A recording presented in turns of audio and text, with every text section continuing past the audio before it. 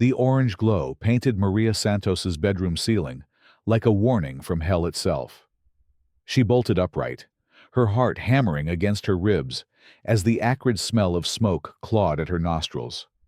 Outside her window, flames danced across the horizon where downtown used to be. The sirens weren't coming. They had stopped 20 minutes ago. Across town, Fire Chief Marcus Daniels stood in handcuffs behind a SWAT vehicle, watching his city burn while officers read him his rights. His radio crackled with desperate calls from his firefighters, voices breaking as they reported the blazes spreading beyond containment. He had spent 15 years protecting this community. Now they believed he was trying to destroy it. The morning had started like any Tuesday in October. Marcus arrived at Station 12 before dawn, reviewing shift schedules over coffee that tasted like motor oil. His team respected him. The community trusted him. 3 years ago, when the old chief retired, the city council unanimously appointed Marcus, despite some residents' whispered concerns about a black man leading their predominantly white fire department. He had proven himself through action, not words. Every rescue, every life saved, every fire contained before it could spread. Karen Whitmore had been planning this for 8 months. She sat in her Tesla outside the Riverside shopping complex, watching smoke curl from the warehouse district through her tinted windows. Her phone showed 17 missed calls from her real estate investment partners. Perfect. The more chaos, the better. Property values would plummet overnight. Insurance payouts would take years. Desperate sellers would accept pennies on the dollar. She dialed 911 with steady fingers. Emergency services. What's your emergency? I need to report arson. Fire Chief Marcus Daniels just set those warehouse fires. I saw him with accelerants and what looked like explosives. Ma'am, can you repeat that you're saying the fire chief? He's covering up something illegal. Those aren't ordinary fires. He's destroying evidence. Karen had researched the dispatcher system. She knew her call would trigger immediate protocols. Suspected arson by a public official would bypass normal channels and go straight to the police chief's desk. Within minutes, Marcus would be detained pending investigation. The firefighters would be pulled off the line, standard procedure when their commanding officer faced criminal charges. The first blaze had started at Carmichael Logistics, a family-owned warehouse that stored restaurant supplies and furniture. Marcus arrived with Engine 12 and Ladder 7 assessing the situation from his command vehicle. The fire appeared contained to the loading dock. Routine industrial accident, probably electrical. His men deployed their lines with practiced efficiency. Chief, we've got good water pressure. Should have this knocked down in 30 minutes. Called Lieutenant Hayes over the radio. Marcus nodded, updating his incident report on the tablet. Then his radio crackled with a priority message from dispatch. Engine 12, all units stand down immediately. Chief Daniels, you're needed at the command post. The confusion in his team's faces mirrored his own. Stand down. With an active fire. Marcus jogged toward the police vehicles that had suddenly materialized at the scene's perimeter. Detective Rodriguez approached with an expression that made Marcus's stomach clench. Chief, I need you to come with us. We've received allegations. Allegations about what my men need to finish this job. About you setting these fires. I'm sorry. Marcus, we have to follow protocol. The handcuffs clicked shut as the Carmichael warehouse erupted in secondary explosions. Marcus watched helplessly as flames leaped to adjacent buildings, while his firefighters stood frozen, waiting for orders from a commander they no longer trusted. By sunset, 14 city blocks were engulfed. The Morrison Elementary School, where Marcus had taught fire safety just last month, stood wrapped in smoke. The historic Cedar Street Bridge buckled as its steel supports warped in the heat. Families poured from their homes carrying photo albums and children's toys. Everything else sacrificed to the insatiable appetite of flames. Mayor Jennifer Walsh paced her office like a caged animal, phone pressed to her ear as she coordinated with state emergency services. We need mutual aid from every department within 50 miles. Yes. I understand the chief is detained. We'll figure that out later. Her deputy burst through the door. Madam Mayor, Channel 8 is reporting 8,000 people evacuated from the east side. The Red Cross is setting up emergency shelters at the community college. Jennifer stared out her window at the orange glow consuming her city. Get me Detective Rodriguez. I want answers about these charges against Daniels. Something doesn't add up. In her penthouse apartment overlooking the unburned west side, Karen mixed herself a martini and opened her laptop. Property assessment websites loaded slowly as servers struggled with traffic from panicked residents checking their home values. She pulled up satellite maps, marking parcels that would soon be available for development. The riverfront property alone would be worth millions once she acquired it at distressed prices.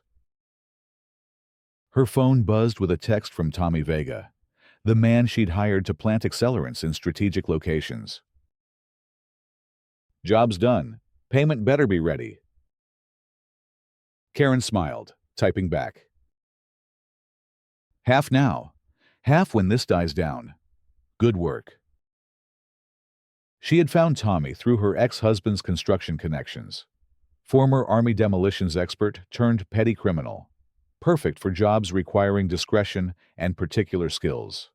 The accelerants were military grade, designed to burn hot and fast. By the time investigators sifted through the wreckage, any evidence of deliberate placement would be consumed.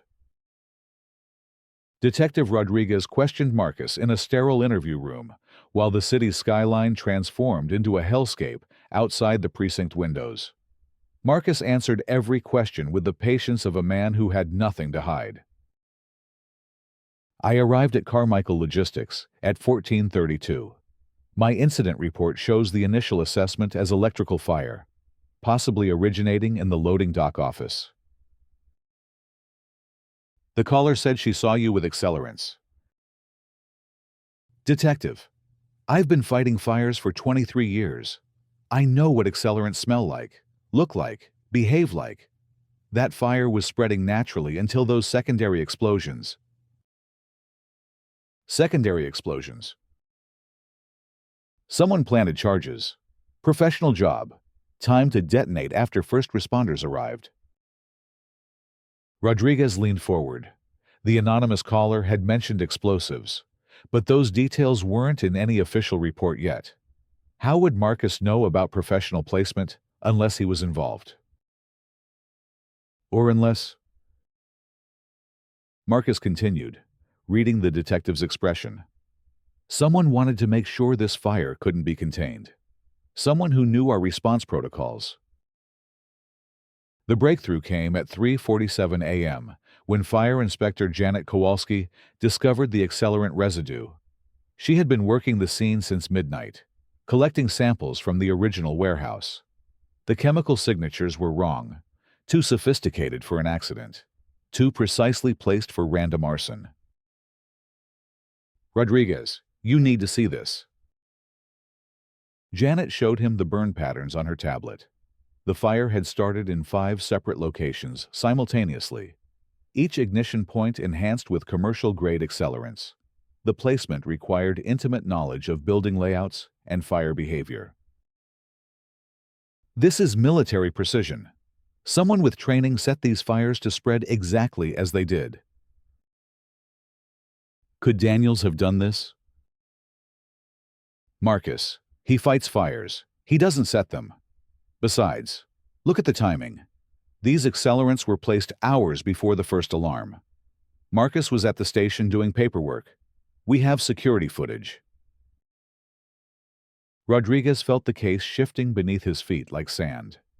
Someone had orchestrated this disaster with careful planning and professional execution.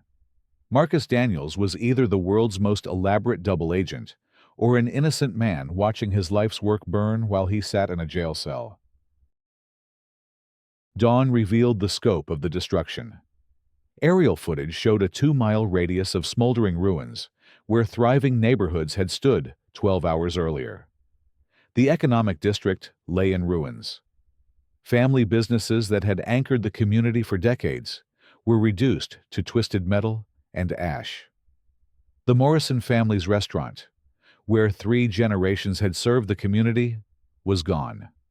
The Patel family's grocery store, which had become a cultural bridge for the diverse neighborhood, existed only in memory now. Emergency shelters overflowed with displaced residents. Children clutched stuffed animals, while parents made desperate phone calls to insurance companies and relatives. The community college gymnasium housed 400 people on cots, their possessions reduced to whatever they could grab in minutes of frantic evacuation. Maria Santos sat on a folding chair, staring at the clothes she'd thrown into a garbage bag. Her apartment was gone. Her photography studio, where she'd built her small business capturing quinceañeras and family portraits, had vanished in the flames. Everything she'd worked for since immigrating from El Salvador 15 years ago had disappeared overnight. "They're saying Chief Daniels did this," whispered Mrs. Chen, whose bakery had been 3 blocks from the initial fire. "That man saved my grandson from our house fire 2 years ago." Maria replied, "He carried Miguel out himself. Marcus Daniels doesn't burn buildings. He saves them." The conversation rippled through the shelter. Person after person shared stories of Marcus's heroism. The time he climbed into a collapsed building to rescue Mr. Patterson's dog. The CPR training he provided free to anyone who asked. The Christmas toys he delivered anonymously to families struggling to make ends meet. Karen monitored the news coverage from her untouched penthouse, calculating property values and insurance settlements. The disaster exceeded her wildest projections. Entire city blocks would need complete redevelopment. Environmental cleanup would take years. She could acquire prime real estate for cents on the dollar, hold it through the recovery period, then sell to developers at enormous profit. Her investment partners were already mobilizing capital. By week's end, they would have offers ready for every displaced family desperate to sell and relocate. Cash offers, immediate closing, no inspections required. Grief and desperation made excellent business partners. Tommy Vega, however, was becoming a liability. His text messages grew increasingly demanding and reckless. Karen had planned to eliminate him once the investigation concluded, but his impatience might force her hand sooner. She scrolled through her contacts, finding the number for Marcus Webb, Tommy's former Army buddy who specialized in permanent solutions to temporary problems. On Thursday morning, Detective Rodriguez received the call that changed everything. A forensic accountant investigating insurance claims had discovered something unusual: large cash withdrawals from accounts linked to Riverside Development Group, Karen's investment firm. The timing coincided perfectly with the fire. "Detective, someone paid significant money right before this disaster. We're talking about payments that could fund a professional arson operation." Rodriguez requested financial records for every major landowner and development company in the affected area. Karen's name appeared on 17 separate investment entities, all positioned to benefit from the destruction. Her companies held options on adjacent properties. Her partners included contractors specializing in disaster cleanup and reconstruction. The web of financial connections painted a clear picture. Karen Whitmore hadn't just profited from the fire, she had engineered it. Meanwhile, Marcus sat in his cell watching news coverage of the ongoing recovery efforts. His firefighters worked with mutual aid departments from neighboring cities, but the coordination was clumsy without their familiar commander. Response times were slower. Communication was confused. Lives hung in the balance while bureaucrats debated his guilt or innocence. "Daniels, you've got visitors," announced the guard. Lieutenant Hayes and Captain Morrison from Station 7 sat across from him in the visitor room, their faces grim with exhaustion. "Chief, the boys wanted you to know we don't believe this bullshit for 1 second," Hayes said quietly. "We've been thinking about those secondary explosions. Professional placement. Right. Someone with military training." "That's what I told Rodriguez." "We did some checking. Karen Whitmore's ex-husband owns Midwest Construction. They've got demolitions contracts all over the region. Military-trained guys on the payroll." Marcus felt puzzle pieces clicking into place. Karen Whitmore. He'd seen her name on development proposals at city council meetings. Always pushing for high-density projects in established neighborhoods. Always voted down by residents who preferred their community's character unchanged. "She called in the report against me." "How do you know?" "Because she needed me out of the way. With me commanding the scene, we might have contained the fire before it spread. She needed chaos. She needed destruction." The pieces were falling into place, but proving Karen's involvement required evidence beyond circumstantial connections. Rodriguez needed something concrete, something that would stand up in court and restore Marcus's reputation. The breakthrough came from an unexpected source. Tommy Vega's paranoia had reached critical levels. Convinced that Karen planned to eliminate him, he began documenting their relationship with photographs, text messages, and audio recordings. When he spotted Marcus Webb asking questions about him at their usual bar, Tommy realized his suspicions were correct. He walked into the police station Friday morning with a flash drive containing 8 months of evidence. "I want protection and immunity," he told Rodriguez. "Karen Whitmore hired me to burn down half the city." The recordings were damning. Karen's voice discussing target buildings, payment schedules, and timing coordination. Text messages detailing accelerant placement. Bank records showing cash transfers totaling $200,000. Most devastating of all, her recorded conversation about framing Marcus to ensure the fires would spread unchecked. "We need someone to blame." Her voice crackled through the speaker. "Daniels is perfect. Black fire chief accused of arson. The media will eat it up. By the time they figure out the truth, our deals will be done." Rodriguez sat back in his chair, feeling sick. An innocent man had spent 4 days in jail, while a sociopathic real estate investor orchestrated the destruction of an entire community for profit. Marcus walked free Friday afternoon, but his vindication felt hollow as he surveyed the ruins of his city. Hundreds of families remained homeless. Businesses that had anchored the community for generations were gone forever.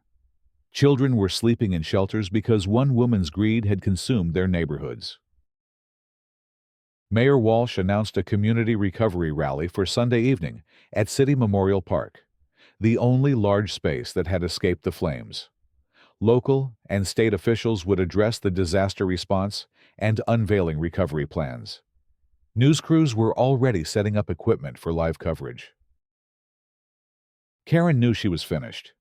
Tommy's betrayal had demolished her carefully constructed plans.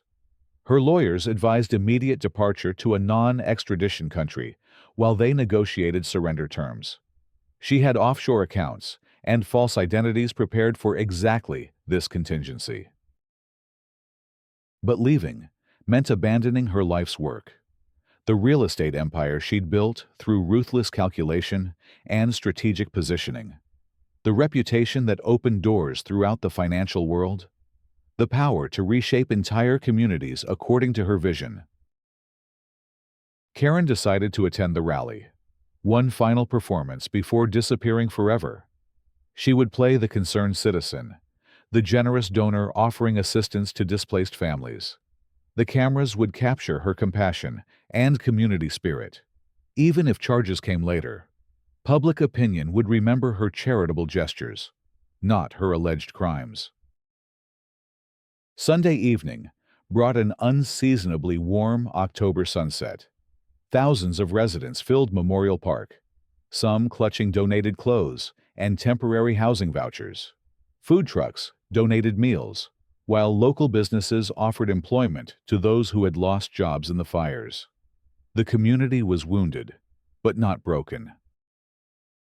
Marcus stood on the platform with other city officials, uncomfortable with the attention, but recognizing his symbolic importance.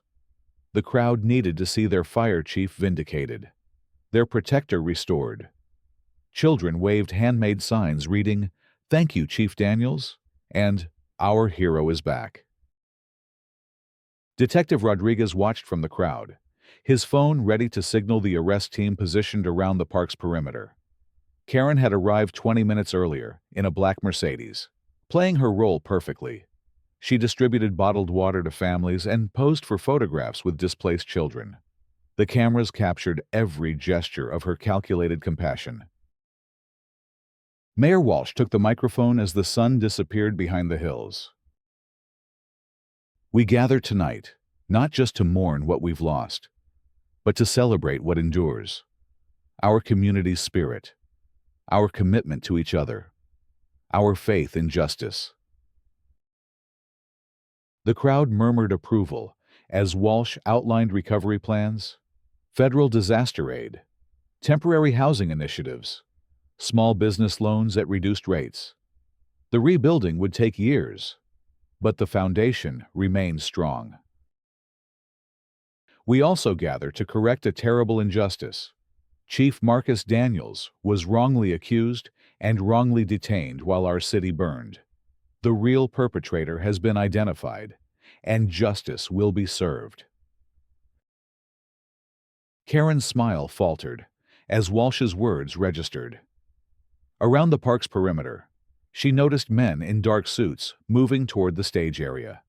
Her escape route to the parking lot was suddenly blocked by additional security.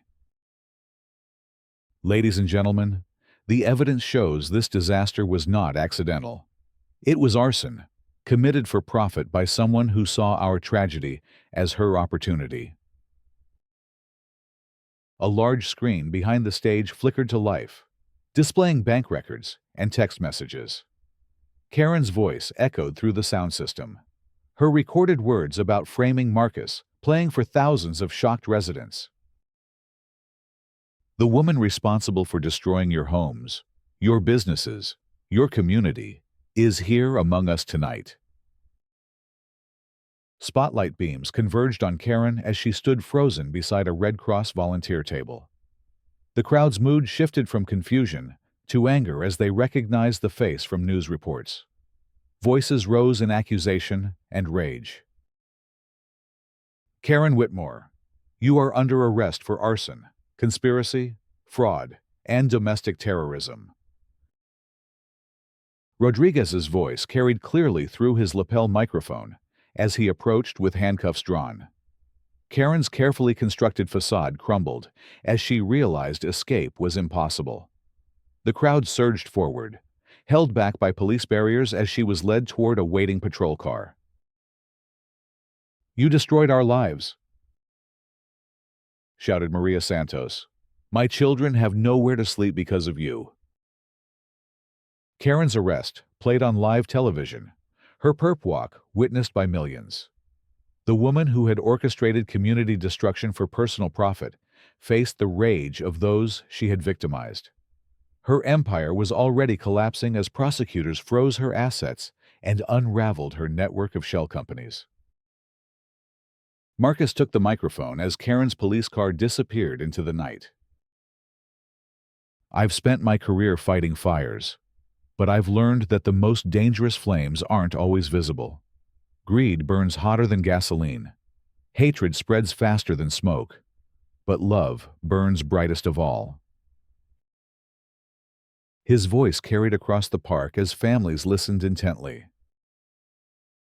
"We'll rebuild these neighborhoods stronger than before. We'll support each other through the long recovery ahead. And we'll never forget that our community's strength comes not from the buildings that house us, but from the bonds that connect us." The crowd erupted in sustained applause, a sound that carried hope through the darkness. Children who had lost their homes cheered for the man who had protected them. Parents who had lost businesses found courage in his words. A community that had been shattered began to heal.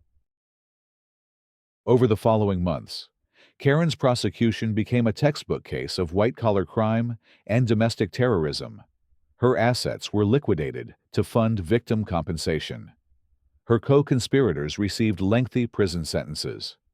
The accelerant supplier and demolitions expert who planted the charges cooperated with prosecutors in exchange for reduced sentences.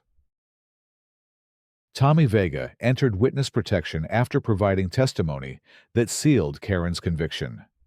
Marcus Webb, the enforcer Karen had planned to use for silencing Tommy, received immunity for information about the broader conspiracy. The investigation revealed similar schemes in 3 other cities, leading to additional arrests and charges. Karen herself received a sentence of 45 years in federal prison, without possibility of parole.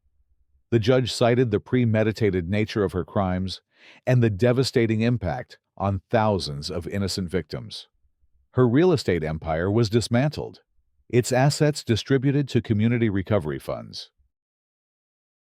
Marcus returned to his duties with expanded authority and a larger budget for fire prevention programs. The city council voted unanimously to name the new community center in his honor. More importantly, he oversaw the training of volunteer firefighters from the affected neighborhoods, ensuring that residents could protect themselves in future emergencies. The rebuilding progressed slowly but steadily. New homes rose from the ashes with improved fire resistance and modern safety systems. The Morrison family reopened their restaurant in a larger location, employing several fire victims who needed new starts. Maria Santos used her insurance settlement to open a photography studio and art gallery, creating a cultural center for the community's growing diversity.